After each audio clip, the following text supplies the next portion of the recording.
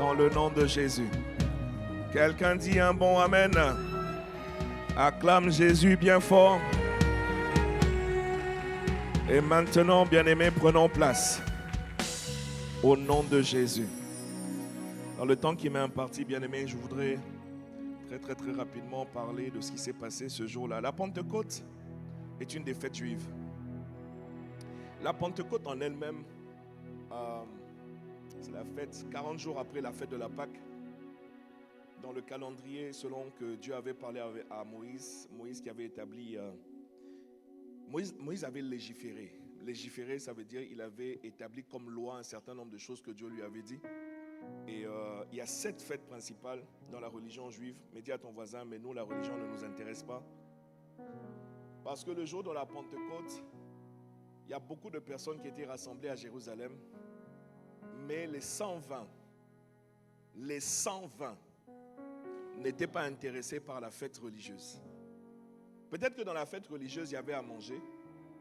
Peut-être que dans la fête religieuse, il y avait à boire. Peut-être que dans la fête religieuse, il y avait des danses. Peut-être que dans la fête religieuse, il y avait beaucoup de choses.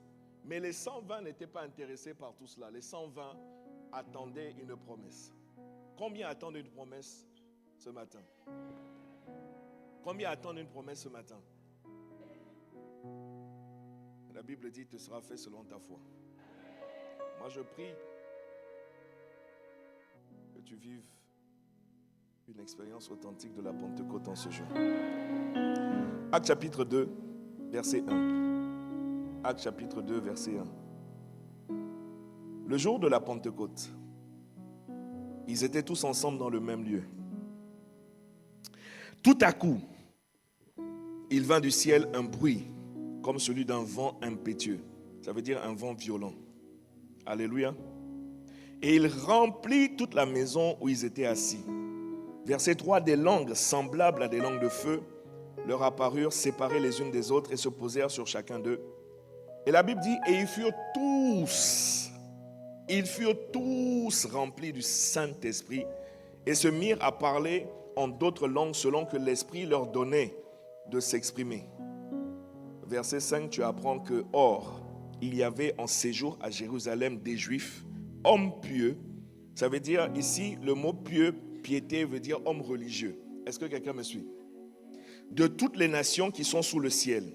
Au bruit qu'il eut lieu, la multitude accourut et elle fut confondue parce que chacun les entendait parler dans sa propre langue.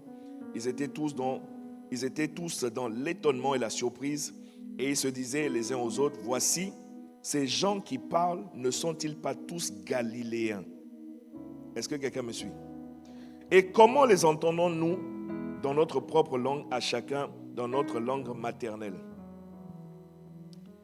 Il y a quelqu'un qui a été baptisé en Côte d'Ivoire. Baptisé, baptême d'eau. Quelqu'un me suit? Un baptême d'eau. Le premier des baptêmes. Combien ne sont pas baptisés ici? Combien ne sont pas baptisés? Baptême d'eau. Lève juste la main, tu n'es pas. Baptême d'eau. Baptême d'eau. Combien ne sont pas baptisés? Levez la main, il n'y a pas de. On ne vous incrimine pas ce matin, c'est pas. Je veux juste réaliser la proportion. Vous n'êtes pas baptisé d'eau? Ok, très bien. Donc je disais, il y a quelqu'un en Côte d'Ivoire qui a été baptisé, baptême d'eau, et au moment où la personne sortait de l'eau, la personne a été saisie du Saint-Esprit. Quelqu'un me suit? Elle s'est mise à parler en d'autres langues. Quelqu'un me suit? Et tout le monde était convaincu que cette personne venait du Congo. Yeah. Tout le monde était convaincu que cette personne qu'on venait de baptiser, qui sortait à peine de l'eau, était congolaise. Yeah. Parce qu'il s'avère que les Congolais qui étaient dans la place ont attesté que cette personne parlait lingala. Une personne ivoirienne 100% rentre dans les eaux du baptême, vit une expérience comme celle que Jésus a vécue, et quand elle sort de l'eau, elle se met à parler en de nouvelles langues et il s'avère que c'était du pur lingala. Donc, je ne suis pas en train ici de lire la Bible, je suis en train de dire que c'est réel. Est-ce que quelqu'un me suit? Des gens sont rassemblés à Jérusalem Et puis tout à coup, ils se mettent à entendre des gens parler en d'autres langues. Et ils sont surpris de réaliser que ces langues-là, c'est ma langue maternelle. Est-ce que quelqu'un me suit? Donc, je prie que tu vives une expérience authentique de la Pentecôte en ce jour. Est-ce que je peux poursuivre? Donc, je viens de lire le texte de base qui explique en fait ce qui s'est passé. La Pentecôte n'est pas une fête nouvelle. J'écoutais Art Christ nous dire ça tout à l'heure. Et c'est pas. La Pentecôte en elle-même, c'est pas nouveau. Chaque année, on fête Pentecôte. Quelqu'un me suit ou pas? Voilà, dans le calendrier, chaque année, il y a un temps qui est réservé. D'ailleurs, même, ils nous ont enlevé un jour parce que normalement, on devait avoir un lundi de Pentecôte. Tu vois? Ils nous ont enlevé un jour. Voilà pourquoi tu dois tout faire aujourd'hui. Dis à un voisin, tout doit se passer aujourd'hui. N'attends pas demain, puisque demain, peut-être que tu es obligé d'aller au travail. Avant, tu pouvais peut-être même, tu vois, non, continuer le lundi. Mais là, voilà, si jamais tu es au travail, ce n'est pas évident. Imagine tu es au travail et puis tu commences à parler lingala.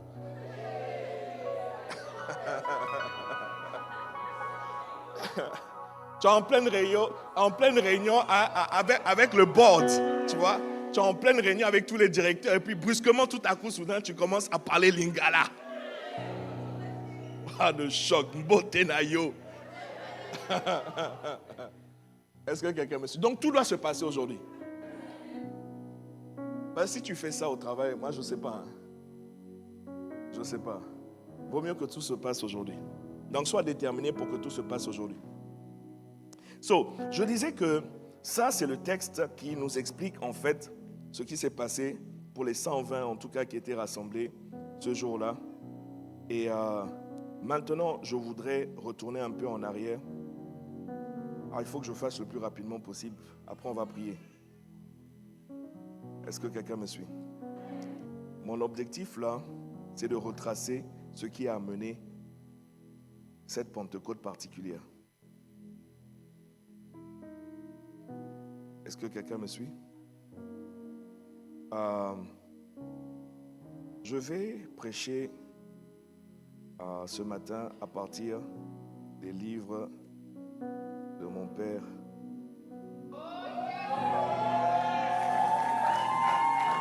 Est-ce que ton voisin est en train d'acclamer?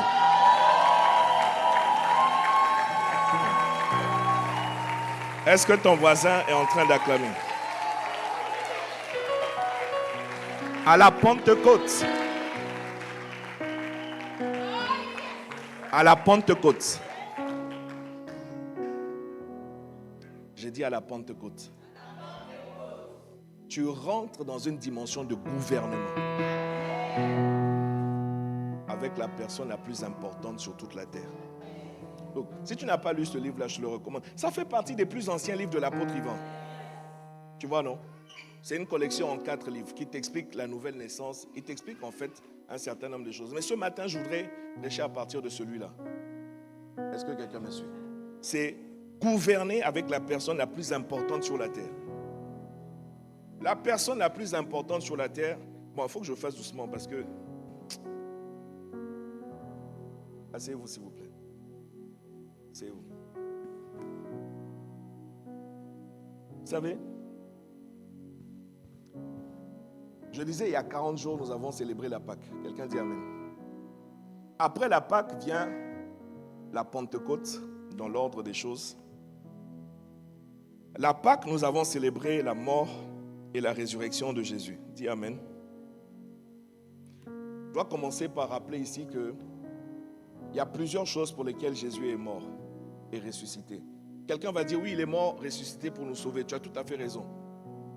Mais il est mort particulièrement, premièrement, par son sang, pour laver le vase de terre que tu es. Est-ce que quelqu'un me suit? Une première part importante de la mission de Jésus quand il est venu sur la terre, c'était de laver le vase, mais laver par son sang. Selon qu'il avait été écrit, et c'est la loi de Dieu, sans effusion de sang, il n'y a pas de pardon. Pardon de quoi? Pardon pour une faute qui avait été commise par le premier de nous tous. Le premier qui avait été envoyé manifester sur la terre, qu'on appelle Adam. Et comme Adam veut dire humanité, ça veut dire que lorsque Adam a échoué, nous tous, nous avons échoué.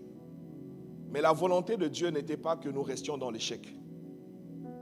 Quelqu'un me suit, donne un bon amen. Donc à chaque fois que tu dis amen, tu reçois quelque chose. La volonté de Dieu n'a jamais été que tu sois vaincu, que tu sois un échec, que tu vives un échec. Donc, dès que Adam a échoué, Dieu a élaboré. Mais ce qui est impressionnant, je n'ai pas le temps de rentrer dans les détails, c'est que Dieu avait élaboré un plan avant même que Adam n'échoue. Selon qu'il est écrit que l'agneau a été immolé dès la fondation du monde. Est-ce que quelqu'un me suit? Le temps ne va pas me permettre vraiment d'aller dans ces détails. Mais de toute façon, ce n'est pas mon sujet. Donc, je vais aller rapidement donc, à la Pentecôte. Donc, la deuxième partie importante de la mission de Jésus, c'était de restaurer ce qui avait été perdu. Dans le livre de Genèse, vous allez voir que dans le récit de la création de toutes choses, quand il fallait créer l'être humain, Dieu a créé un esprit, faisons l'homme à notre image, selon notre ressemblance, afin qu'il domine, etc. Donc ça, c'est le plan de Dieu. Maintenant, quand il fallait matérialiser, manifester l'homme, la Bible dit que l'Éternel Dieu prit de la poussière, etc. et puis façonna l'homme. Mais sauf que cet homme-là était inerte. Jusqu'au moment où, la Bible dit, l'Éternel Dieu souffla dans ses narines un souffle de vie. Et l'être humain devint une âme vivante. Est-ce que quelqu'un me suit? Un souffle de vie. Note ça dans tes notes. Si tu prends des notes, note ça. Un souffle de vie. Amen. Le Saint-Esprit, ce jour-là, n'est pas arrivé par le vent, par hasard. Est-ce que quelqu'un me suit? Je dis alors, il y a plusieurs manifestations du Saint-Esprit. Dans la Bible, quand on te parle de l'huile, l'huile fait référence au Saint-Esprit. Dans la Bible, quand on te parle du feu, le feu fait référence au Saint-Esprit. Dans la Bible, quand on te parle de l'eau, l'eau fait référence au Saint-Esprit. Voilà pourquoi j'ai demandé tout à l'heure combien ne sont pas baptisés. En fait, je dois te dire la vérité. Je dois te dire la vérité, mais je te l'avais dit. J'avais reçu des pensées que je voulais partager le jour de la Pentecôte, mais Dieu n'a pas permis. Dieu n'a pas permis. Je parlais de ça hier avec Pasteur Marie-Ange. On s'attrapait la tête tous les deux, mais Dieu n'a pas permis que je parle de ça. Donc, on va dire autre chose. Et quand le moment viendra, selon la conviction, est-ce que quelqu'un me suit? Donc, je dis une des manifestations du Saint-Esprit, c'est l'eau.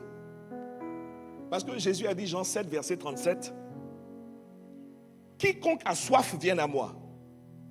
Je lui donnerai quoi? De l'eau. » Et la Bible dit qu'il parlait ainsi du Saint-Esprit. Je repose ma question, combien ne sont pas baptisés? Levez la main. Non, il n'y a pas d'incrimination ou quoi que ce soit. Je veux juste voir dans l'église que nous sommes, quelle est la proportion des personnes que nous devons certainement accompagner progressivement au baptême. C'est juste, c'est tout. Il n'y a pas de... Voilà, donc levez bien haut la main. Non, une main qui est à moitié levée, moi, ça ne me permet pas de... Voilà, donc si vous n'êtes pas baptisé, levez la main. Voilà, merci Seigneur. Gloire à Dieu. Donc j'ai dit quoi? Il y a le vent, il y a le feu, il y a l'eau, il y a l'huile, etc., etc. Maintenant, une deuxième partie importante de la mission de Jésus était de restaurer, de réintroduire, de ramener sur la terre ce qu'on appelle un gouvernement, parce que tu vois, Satan n'a jamais introduit sur la terre une religion. Donne-moi la religion de Satan, ce n'est pas le vaudou. Non, le vaudou est juste une pratique, il y a plusieurs pratiques occultes. On appelle ça des pratiques. Quelqu'un me suit? Satan n'a rien à voir avec la religion. Pourquoi tu penses que moi, mon Dieu, mais toi tu blagues. La créature n'a rien à voir avec la religion et tu viens me dire que c'est le créateur qui est religieux. Mais arrête-moi ça.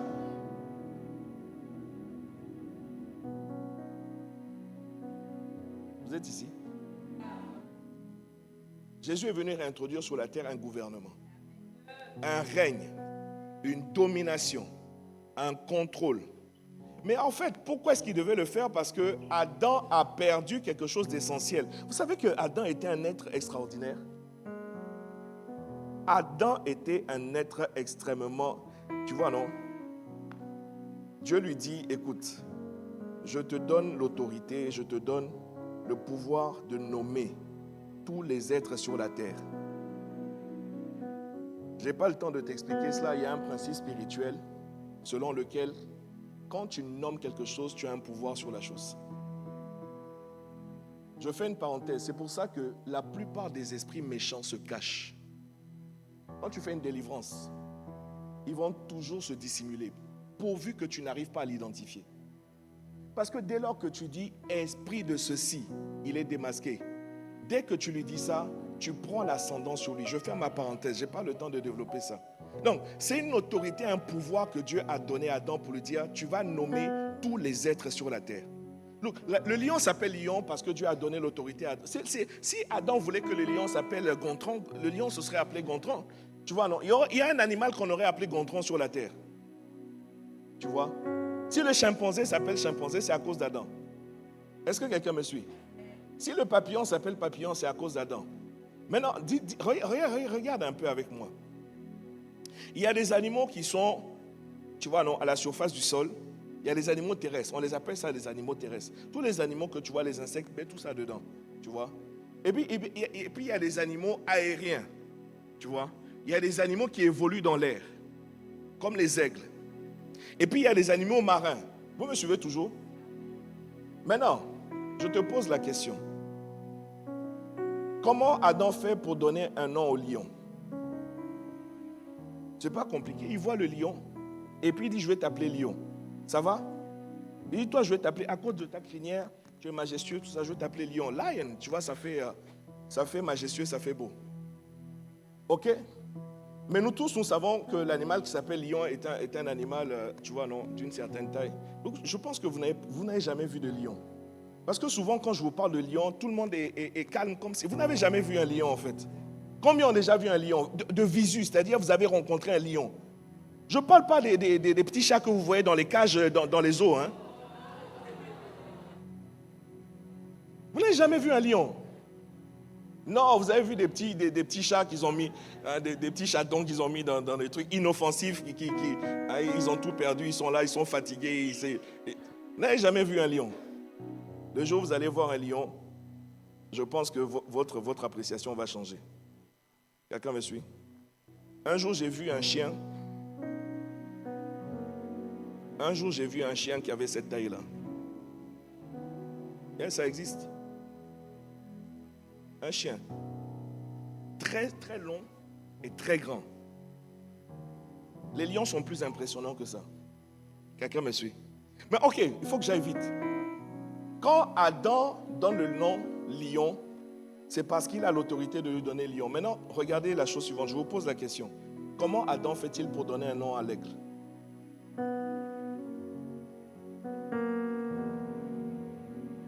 L'aigle n'est pas un animal terrestre. L'aigle est un animal aérien. Ça veut dire que l'aigle évolue dans les airs, à des altitudes très impressionnantes. Alors, il y a deux réponses à cela. Vous êtes prêts? Combien veulent savoir comment Adam a fait? Non, parce que si vous n'êtes pas intéressé, on va aller à la conclusion, on va prier et puis on va rentrer chez nous. Combien veulent savoir comment Adam a fait?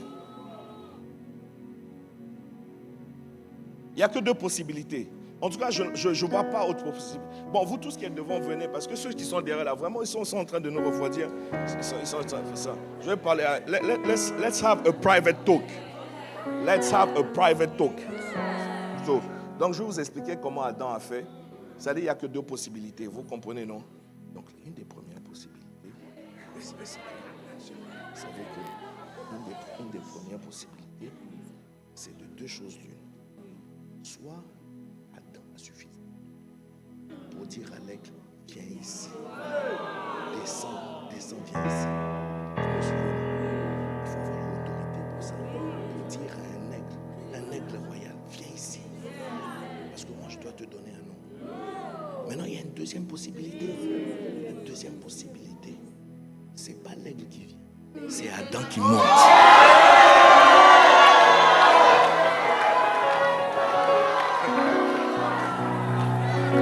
Vous êtes ici? Non, allez expliquer aux autres maintenant comment ça s'explique. Hein? Et il les envoie à prêcher. Va prêcher quelque part. Écoutez, à cause de leur ferveur, je vais quand même vous expliquer. Il n'y a que deux possibilités. Je parle de l'aigle. un aigle évolue dans le ciel à des altitudes très élevées. La première possibilité, c'est que Adam avait suffisamment d'autorité pour dire à l'aigle, viens ici. C'est-à-dire, viens. C'est-à-dire, je te donne un ordre, viens. Et Adam avait cette autorité-là. Maintenant, si ce n'est pas ça, il y a une deuxième possibilité. C'est que ce n'est pas l'aigle qui vient, c'est Adam qui monte. Est-ce que vous êtes ici?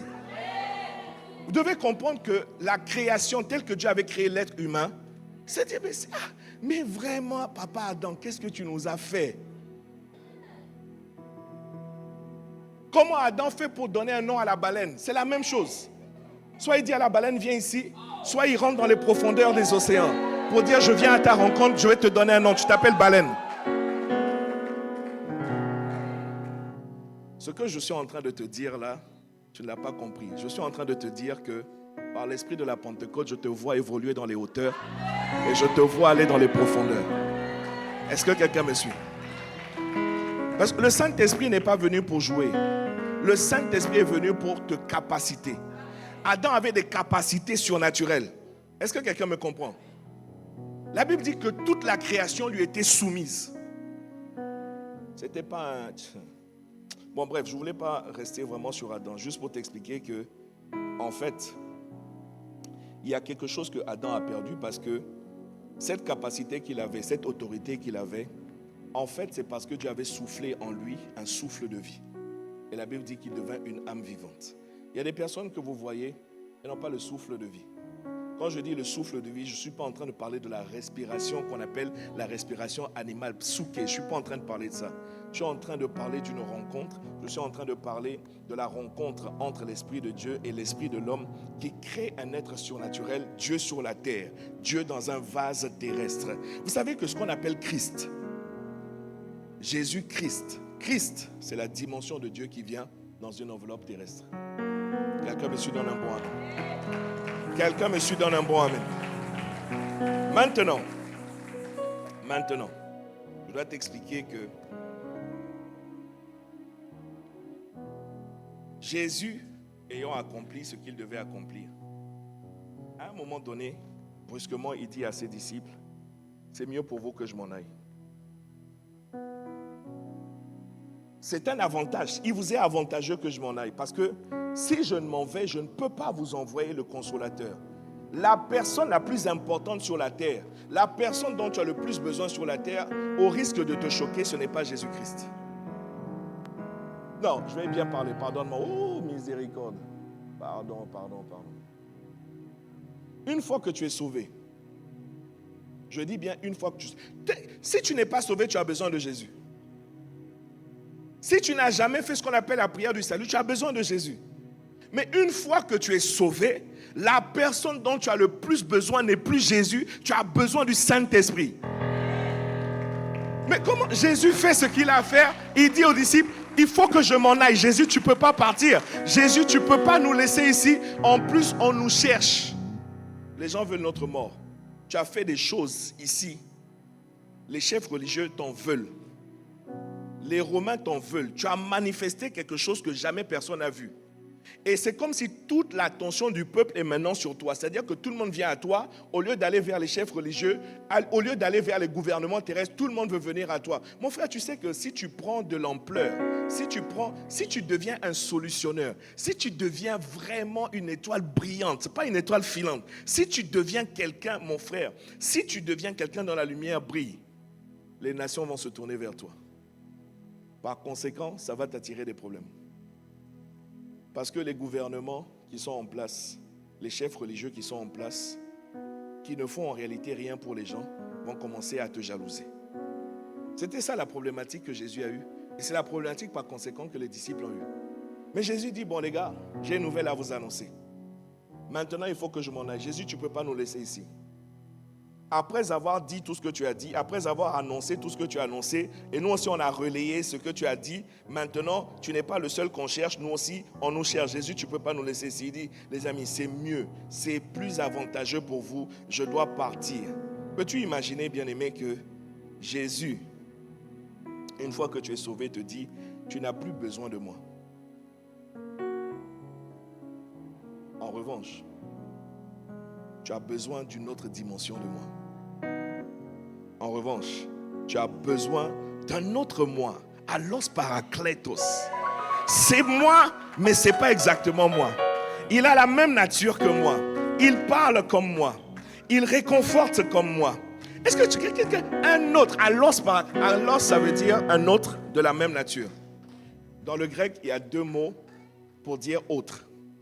Il y a hétéros et allos. Quand tu dis hétéros, ça veut dire un autre différent. Quand tu dis allos, c'est un autre semblable, similaire. Mais Jésus parle d'un allos. Paraclé, c'est un défenseur. Tu vois? Paraclé, c'est comme un bouclier. Paraclé, c'est comme une couverture. Paraclé, c'est comme un parapluie. Il dit donc, je m'en vais, c'est mieux pour vous que je m'en aille, mais je ne vais pas vous laisser seul. Je vais vous envoyer un autre qui est comme moi. Ce n'est pas moi, moi je suis Jésus. Lui s'appelle le Saint-Esprit. Est-ce que quelqu'un me suit? Est-ce que quelqu'un me suit? Alors, ce que je voudrais faire très rapidement avec vous, c'est retracer la chronologie des choses avant que la Pentecôte, telle que l'Esprit est descendu, ne se produise. Et je prie que pour toi ce matin, quelque chose se produise. Quelqu'un me suit ou pas? Matthieu chapitre 3, verset 11. Tu vas voir ça dans d'autres versions, je vais aller vite. En fait, quand Jésus arrive, avant sa pleine manifestation, son ministère public, il a une conversation avec un homme qu'on appelle Nicodème, un des principaux chefs religieux, un docteur de la loi. Et Nicodème vient voir Jésus pour lui dire, non, vraiment, il faut que tu m'expliques, parce que les choses que tu fais, personne ne peut faire ça si Dieu n'est pas avec lui. Et Jésus va lui donner une réponse étonnante, et Jésus va lui dire, mais si quelqu'un ne naît d'eau et d'esprit, quelqu'un me suit? Matthieu 3, verset 11, mais il dit, il dit, si quelqu'un ne naît d'eau et d'esprit, il ne peut rentrer dans le royaume de Dieu. Le royaume, c'est le gouvernement. Le royaume, c'est le règne. Le royaume, c'est la domination. Le royaume, c'est le contrôle. Et donc, il dit que pour que tu fasses toi aussi, Nicodème, ce que je suis en train de faire, tu me vois faire. Et tu dis que je ne peux pas le faire si Dieu n'est pas avec moi. Nicodème dit, mais quand tu me dis, il faut que je naisse de nouveau, est-ce qu'il faut que je rentre à nouveau dans le sein de ma mère? Jésus dit non, il faut que tu naisses d'eau et d'esprit. Est-ce que quelqu'un me suit? Maintenant, Matthieu chapitre 3, verset 11 que je voudrais qu'on lise, c'est lorsque Jean-Baptiste avait commencé quelque chose que beaucoup d'entre nous, nous n'avons pas compris. Il avait commencé à baptiser. Quelqu'un me suit? Matthieu 3, verset 11, il disait, c'est Jean-Baptiste qui parle, moi je vous baptise d'eau pour vous amener à la repentance, mais celui qui vient après moi est plus puissant que moi. Il est plus puissant que moi et je ne suis pas digne de porter ses souliers. Lui, moi je vous baptise d'eau, lui vous baptisera du Saint-Esprit et de feu. Dis avec moi le feu. Dis avec moi le feu. Non, parce qu'une des expériences... Écoute, ne pars pas de ce lieu sans être enflammé. Parce que une des particularités de la Pentecôte, ce n'était pas la seule manifestation du Saint-Esprit, je vous ai dit. Mais une des particularités de la Pentecôte, c'est le feu. C'est le feu. Quelqu'un me suit ou pas? Est-ce que quelqu'un me suit? Maintenant, bon, je vais sauter des choses parce que Jésus, dans Jean 3, versets 5 à 8, ça, je vous redonne la référence, je citais tout à l'heure de ce qu'il a dit à Nicodème. Maintenant, Jésus va promettre, je vais à Jean 4, verset 13 jusqu'au verset 14.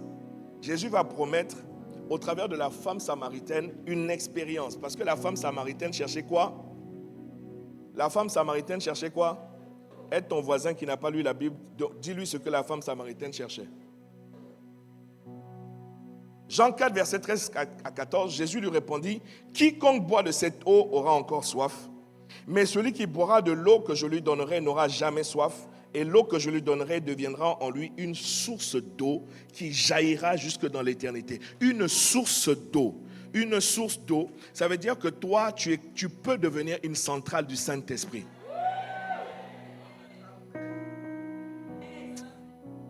Combien ne sont pas baptisés?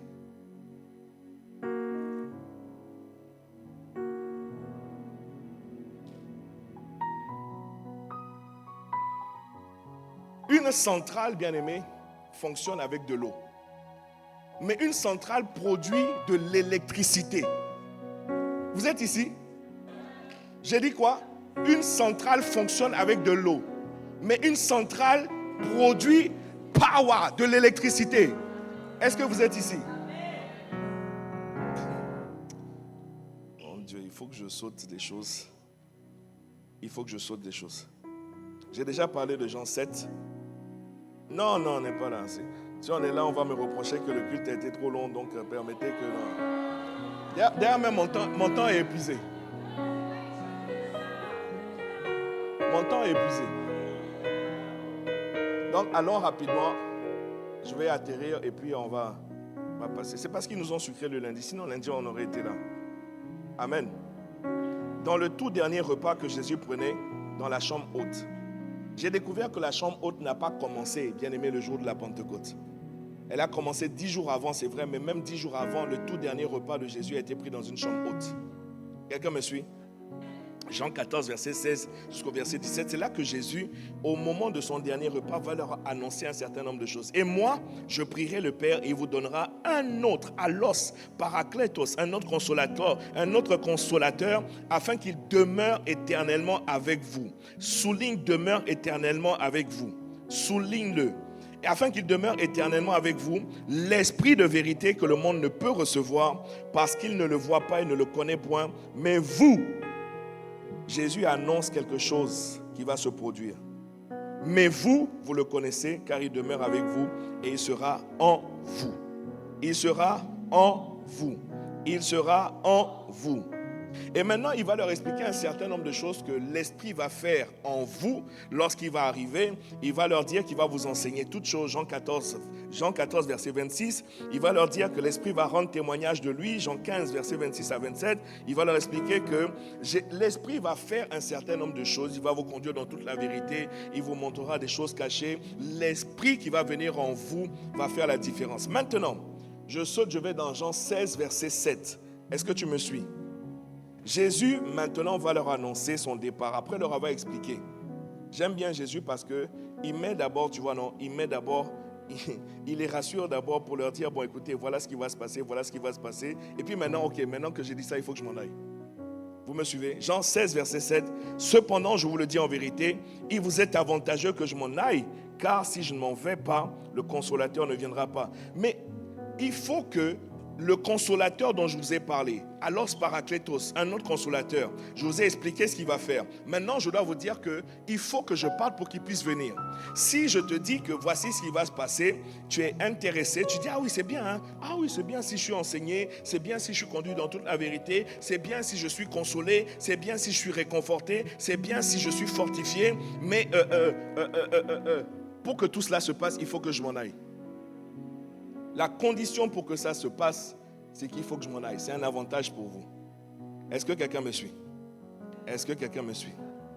Jean 16, verset 8 jusqu'au verset 13. Et quand il sera venu, il convaincra le monde en ce qui concerne le péché, la justice et le jugement. En ce qui concerne le péché, parce qu'il ne croit pas en moi, etc. Maintenant, tiens avec moi maintenant. Lorsque Jésus meurt, la parenthèse de la Pâque, il meurt, il ressuscite. Je suis dans Jean 20, verset 21 jusqu'au verset 22. Jésus réapparaît, ressuscité à ses disciples, et il va continuer à leur parler.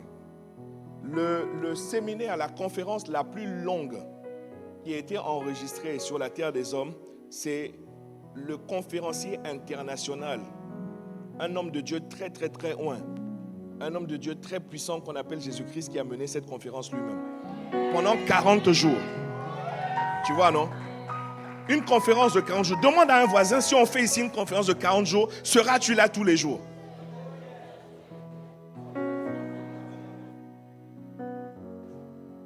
Pendant 40 jours. Et le thème de cette conférence, le sujet de la conférence, c'était le Saint-Esprit. Pendant 40 jours. La Bible dit que Jésus leur enseigna tout ce qui concerne le royaume de Dieu. Pendant 40 jours. Il était en train de leur expliquer ce qui va se passer. Leur ayant dit, il faut que je m'en aille. Mais avant que je parte, il faut que je vous prépare à cela. Vous me suivez ou pas? Donc Jean chapitre 20, verset 21 jusqu'au verset 22, Jésus leur dit de nouveau, la paix soit avec vous. Ça c'est quand ils rentrent dans le lieu où ils se tiennent. Comme le Père m'a envoyé, moi aussi je vous envoie. Et la Bible dit, après ces paroles, il souffla sur eux et leur dit, recevez le Saint-Esprit. Non, je suis en train de t'expliquer que ne commets pas l'erreur de mélanger la fête qu'on appelle la Pentecôte à l'expérience du Saint-Esprit. Parce que ce n'est pas à la Pentecôte que les disciples ont reçu le Saint-Esprit. Non. C'est à la Pentecôte par contre qu'ils ont été embrasés. C'est différent. Avant la Pentecôte, Jésus a soufflé sur eux pour leur dire, recevez le Saint-Esprit. Même avant cela, Jésus leur avait donné autorité pour chasser des démons. Quelqu'un me suit? Vous êtes ici, vous êtes rentrés chez vous. Beaucoup parmi vous, vous avez déjà reçu le Saint-Esprit.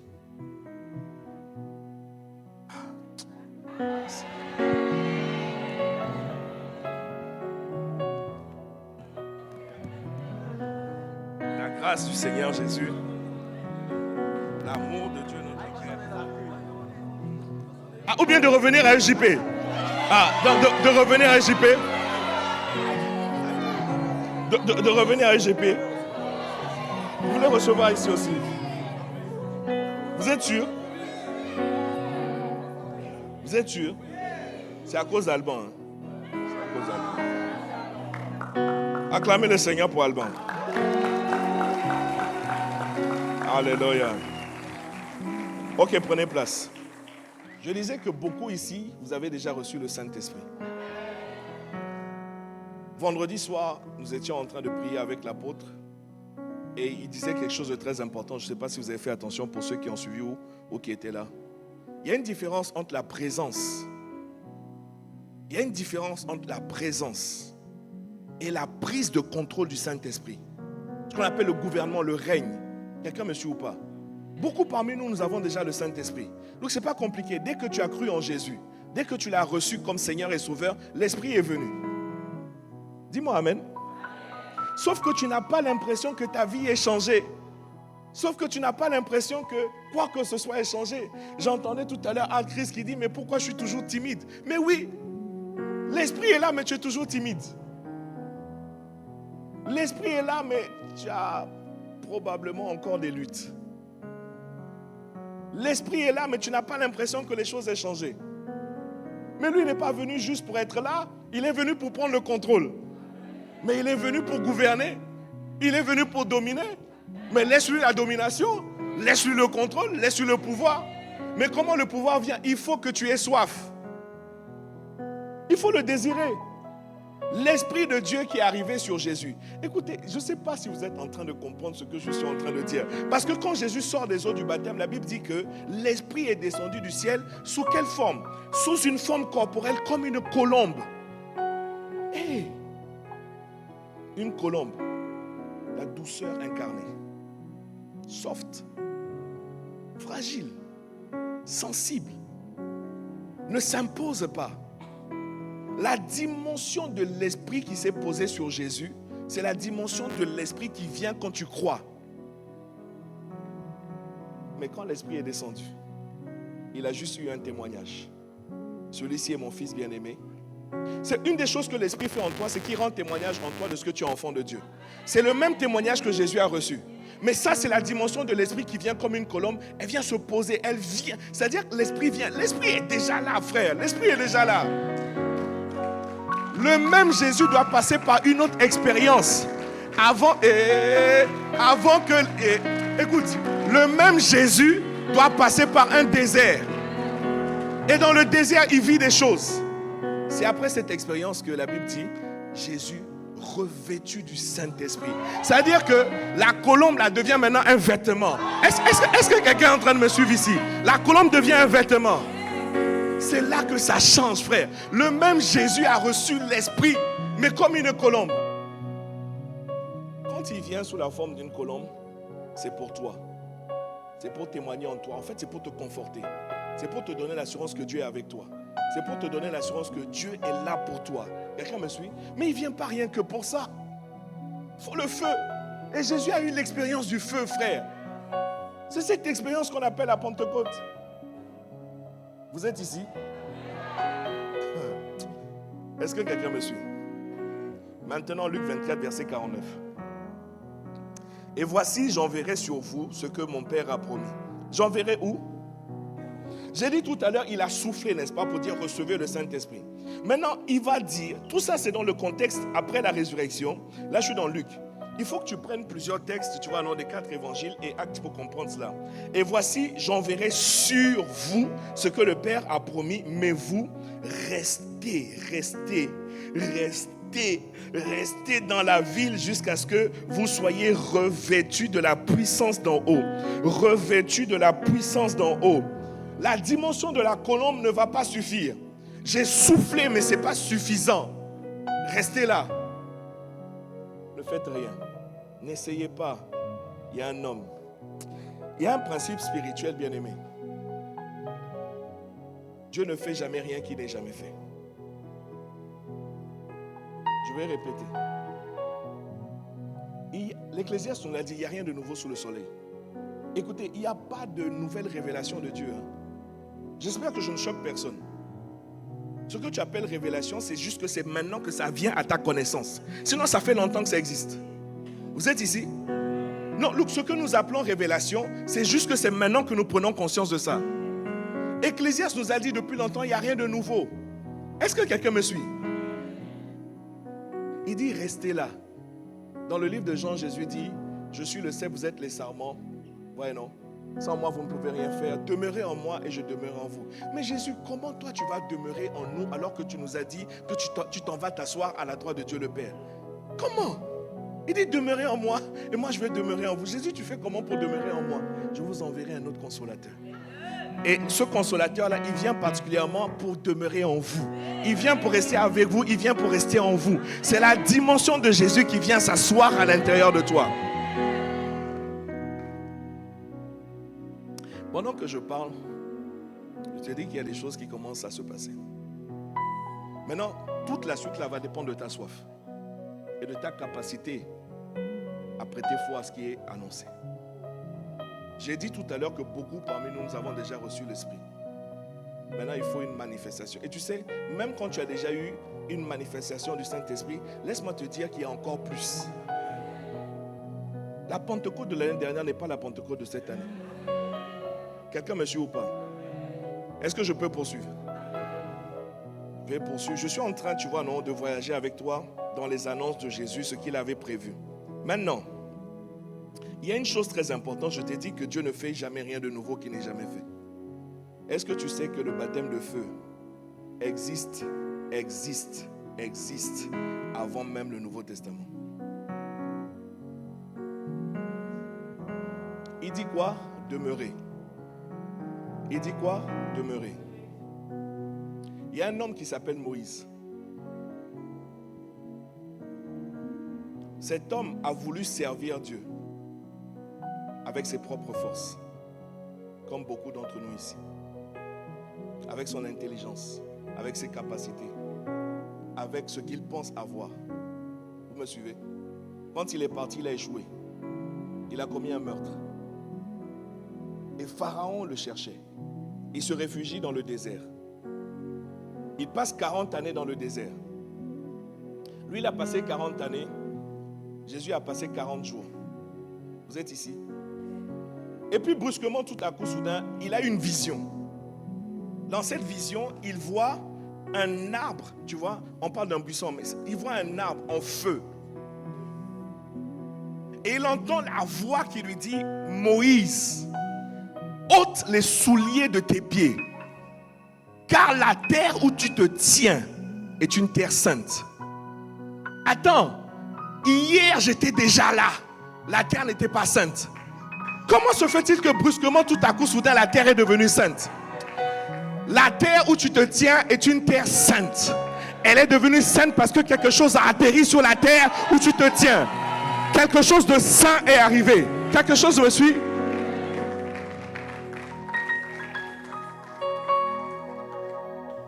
La terre où tu te tiens est une terre sainte. Et la Bible dit que Moïse essaya de détourner son attention pour regarder. Mais quand il voit quoi? Un buisson en feu. Si tu ne comprends pas, aidez-la. Si tu ne comprends pas, tu vas croire que c'était juste une apparition d'un arbre en feu. Mais la Bible prend l'image de l'arbre pour te dire, il faut que tu demeures. Il faut que tu sois planté parce qu'un arbre est toujours planté. Quand un arbre est planté, l'herbe reste là. La consigne que Jésus donne, c'est restez là. Ne bougez pas, ne faites rien. Voilà pourquoi Moïse a vu un arbre. Mais un arbre en feu, frère. Un arbre en feu. C'est pour ça que je dis que l'expérience de l'embrasement là ne date pas du Nouveau Testament. Ça ne date pas de la Pentecôte. C'est-à-dire qu'il n'y a rien de nouveau que Dieu va faire qui n'est déjà fait. Donc ce qui va se passer pour certains parmi nous, Dieu l'a déjà fait. Alléluia. Est-ce que je peux poursuivre? Donc, maintenant Jésus leur dit, ne bougez pas, restez là. Ne faites rien. N'essayez pas de parler à quiconque. Ne faites rien, surtout ne faites rien. Vous me suivez? Acte 1, verset 4 jusqu'au verset 5. Comme il se trouvait avec eux, il leur recommanda de ne pas s'éloigner de Jérusalem, mais d'attendre ce que le Père avait promis.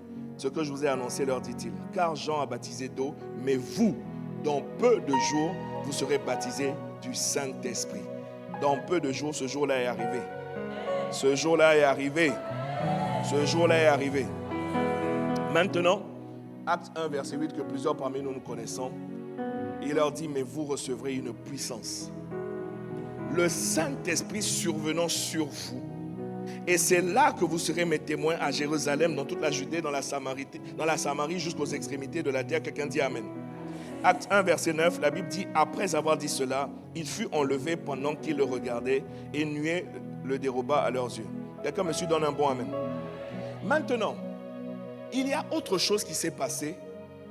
Il faut que nous puissions regarder dans Marc, pour comprendre ce qui s'est passé. Les toutes dernières paroles de Jésus, vous savez, on a l'habitude de dire c'est aller faire de toutes les nations. C'est pas vrai. Hein? Les toutes dernières paroles de Jésus, c'est ce qu'on vient de voir là. Vous allez recevoir une puissance. Maintenant, viens avec moi dans Marc 16. Allons rapidement dans Marc 16. Marc 16, on va lire les tout derniers. On va lire les tout. Oh mon Dieu. On va lire les tout derniers versets de Marc 16. Vous êtes ici? Mais la puissance va servir à quoi? Il y a des gens qui pensent que la puissance vient pour qu'on parle en langue. Et puis on est content, on pense que non. Une fois qu'on a atteint ça, on a atteint le summum, frère. Dis à ton voisin, il y a plus. Dis à ton voisin, il y a plus. Dis à l'autre voisin, il y a plus. Est-ce que vous êtes ici? La puissance que vous allez recevoir va vous servir à quoi? Mais il faut aller dans Marc. Parce que tu vois, dis à un voisin, étudions la Bible. Il faut lire, mais c'est bon d'étudier aussi. Tu vois, non? Dans Marc 16, verset 15, je vais prendre à partir du verset 15. Puis il leur dit, on est toujours dans le contexte de la résurrection, et vous allez voir que c'est les tout derniers moments en parallèle avec ce qu'on vient de lire dans Acte 1. Puis il leur dit, allez par tout le monde et prêchez la bonne nouvelle à toute la création.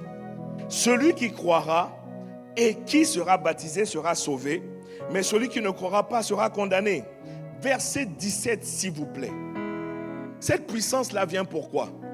Il dit maintenant, voici les miracles qui accompagneront ceux qui auront cru.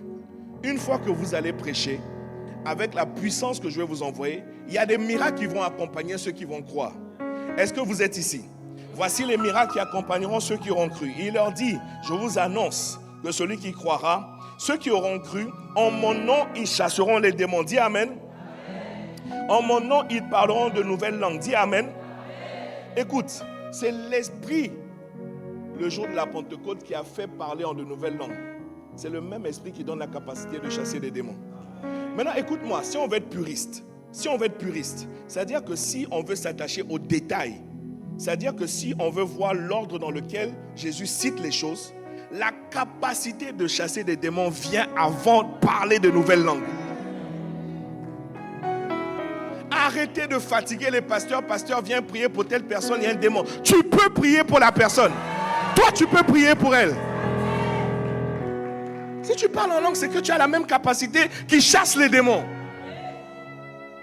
Tu as la même capacité qui chasse les démons. En mon nom, première chose, ils chasseront des démons. Deuxième chose, ils parleront de nouvelles langues. Vous êtes ici? Il dit, ils saisiront des serpents. s'ils boivent quelques breuvages mortels, je n'ai pas le temps de tout développer, s'ils boivent quelques breuvages mortels, ne leur fera point de mal. La Bible dit, ils imposeront les mains aux malades et les malades seront guéris. Moi, je bénis Dieu, je rends grâce au Seigneur pour son serviteur, pour le discernement et pour avoir permis que nous soyons enseignés. Tu vois, la plupart du temps, dans la congrégation comme ça, on ne passe plus tout le temps, c'est-à-dire c'est juste le pasteur qui va prier pour les malades. Ça fait un bon moment maintenant que on dit, si quelqu'un est malade, lève-toi. Ce sont les voisins qui prient pour les gens ici. Ce sont les voisins qui prient pour les gens parce qu'il est écrit, ils imposeront les mains aux malades, les malades seront guéris. Et regarde, à chaque fois, il y a des témoignages. Est-ce que c'est le pasteur qui a prié? Non, il n'a jamais dit, voici les miracles qui accompagneront les pasteurs. Il n'a jamais dit ça. Il n'a jamais dit, voici les miracles qui accompagneront les apôtres. Il n'a jamais dit ça. Ceux qui auront cru. Donc si tu crois, c'est tout. Si tu crois, c'est tout. Cette puissance vient pourquoi? Pas uniquement pour parler en langue, frère. Est-ce que vous êtes ici? Et les malades seront guéris. Verset 19. Regardez bien. Le Seigneur, après leur avoir parlé, fut enlevé au ciel. Donc, en réalité, corrélé avec Acte 1, versets 8 et 9, les toutes dernières paroles de Jésus concernent la manifestation de puissance dans laquelle l'Esprit fait rentrer. Pour qu'on soit des témoins.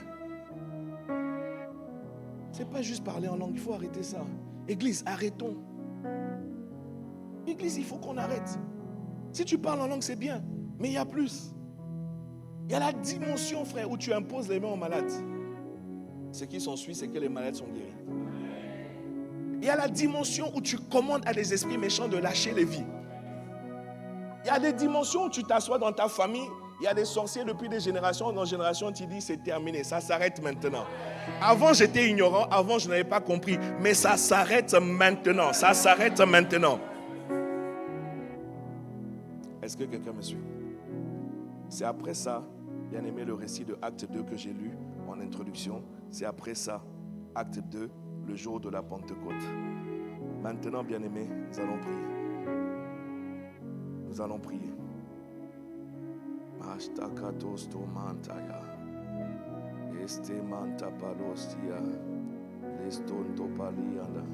Donc, s'il y a un jour vraiment propice, favorable pour vivre une dimension du Saint-Esprit, c'est le jour de la Pentecôte. Je voudrais t'inviter de tout ton être à crier à Dieu. Parce que s'il n'y a pas de soif, rien ne se produira. Jésus dit il faut d'abord avoir soif. C'est la dimension, bien-aimée, où l'Esprit arrive d'abord par l'eau. Mais je n'ai pas le temps de t'expliquer cela. S'il n'y a pas de soif, l'Esprit ne peut pas venir. S'il n'y a pas de soif, l'Esprit ne peut pas venir, bien-aimé. Qui a pris mon livre là? Ah, il est là. Dans ce livre-là, c'est le premier volume de la dernière série de l'apôtre, destiné à prier. Est-ce que quelqu'un me suit? Le tout premier volume, c'est la guerre des étoiles. Tiens! C'est la guerre des étoiles. Mon frère, il y a une guerre. Il y a une guerre. Il n'y a que les chrétiens, justement, tu vois, c'est vraiment triste parce qu'on les appelle les chrétiens pentecôtisants, pentecôtistes et pentecôtisants. Mais ils ne prient pas. On les appelle des pentecôtistes, mais ils ne prient pas. Ils n'ont rien compris de ce qu'il y a une guerre de lumière sur la terre. Pas une guerre de gens qui sont rassemblés dans l'église et parlent en langue. Et quand ils sont finis de parler en langue, ils rentrent chez eux. Lundi, ils sont défaits. Mardi, ils sont abattus. Mercredi, ils sont à terre. Est-ce que quelqu'un me suit? On est fatigué. Non, on est fatigué. Let's be serious. On est fatigué. On est en train de mépriser ce que Jésus a fait, ce que Jésus a annoncé.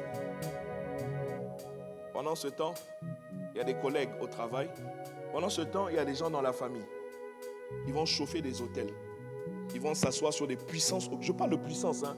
Ils vont s'asseoir sur des puissances occultes. Et quand il faut opérer dans la vie maintenant, ils sont devant les chrétiens. Quand il faut avoir de l'autorité, ils sont devant les chrétiens. Dans ce livre, l'apôtre explique que, en fait, il y a un travail pour lequel Dieu a fait tout ce qu'il a fait. Ça veut dire envoyer Jésus, tu vois, non, laver le vase et réintroduire le Saint-Esprit. Il y a un travail. Parce que maintenant, je lis la fin de Marc 16. Et il s'en allait. Regarde, la Bible dit, le Seigneur, après leur avoir parlé, fut enlevé au ciel et il s'assit à la droite de Dieu. Actuellement, Jésus est à la droite de Dieu. Tu ne vas pas faire descendre, non, tu ne vas pas faire descendre Jésus. C'est rare, mon frère, c'est rare. Quand Étienne est mort, par exemple, Jésus s'est tenu debout à la droite de Dieu. Sinon, il est assis. C'est rare que quelqu'un dise « Jésus est venu me voir ». C'est rare. Très rare. Il a fini ce qu'il avait à faire. Maintenant, regarde. La Bible dit quoi? Et il s'en allait à prêcher partout. Quelqu'un me suit ou pas? Ce que la plupart des gens, de manière courante, on pense, c'est qu'il n'y a que Pierre qui est parti, qui est sorti, qui est prêché. La Bible dit, ils s'en allèrent. Ils sont tous partis pour prêcher partout. C'est juste Pierre, on a documenté ce qui s'est passé avec Pierre. Sinon, ils sont tous partis prêcher. Quelqu'un me suit ou pas? Maintenant, j'atterris sur la dernière phrase de Marc 16. Le verset 20, la dernière phrase, il est écrit « Le Seigneur travaillait avec eux ». Ceux d'entre nous qui pensent que nous avons été sauvés pour ne plus rien faire sur la terre. D'ailleurs même, qu'est-ce qu'on continue à faire sur la terre? Pourquoi Jésus ne nous rapatrie pas au ciel? Puisque le but ultime de notre vie, c'était le salut. Moi, tout ce que je veux, c'est être sauvé. Maintenant que tu es sauvé, pourquoi? Combien veulent mourir? Lève ta main si tu veux mourir. Pas de choc, vous ne comprenez pas ma question. Vous ne comprenez pas ma question. Lève ta main si tu veux mourir. Je vais t'amener à faire une prière. Chap, ça va aller vite. Tu vas demander au Seigneur, Jésus, prends-moi. Tu sais que si tu demandes à Jésus, prends-moi, il va te prendre. Non, lui, il exauce nos prières. Il dit, tout ce que vous demanderez en mon nom, croyez que vous l'avez reçu et vous le verrez s'accomplir. Donc tu peux demander à Jésus, prends-moi. J'ai plus rien à faire sur la terre, Jésus. Ma vie n'a pas de sens sur la terre. Donc, est-ce que vous croyez que Jésus a payé le prix pour qu'on soit dans un cycle métro, boulot, dodo, comme on dit? Et puis la vie passe, le temps passe, il n'y a rien, frère. La Bible dit que Dieu travaillait. Mais quel est donc ce travail quel est donc le travail que Dieu faisait avec eux? Dieu travaillait. Alors tu vois, nous sommes, tu vois, j'aime bien comment l'apôtre a expliqué ça, parce que tu vois le travail que tu fais, tu es, je sais pas moi, tu es médecin, tu es ingénieur, tu es architecte, il y a quoi encore, tu es politicien, tout travail que tu fais, ou bien même les études que tu es en train de faire pour devenir électricien, pour devenir ceci ou cela, c'est juste un camouflage. C'est juste un camouflage. Tu es camouflé. Tu es comme Clark Kent. Clark Kent. Tu vois, quand je dis Clark Kent, il y a des gens qui ne savent pas. Ils n'ont pas la ref. Tu vois, non? Parce que Clark Kent est ordinaire. Clark Kent n'a pas suffisamment retenu l'attention pour que des années plus tard, la jeune génération se souvienne de lui.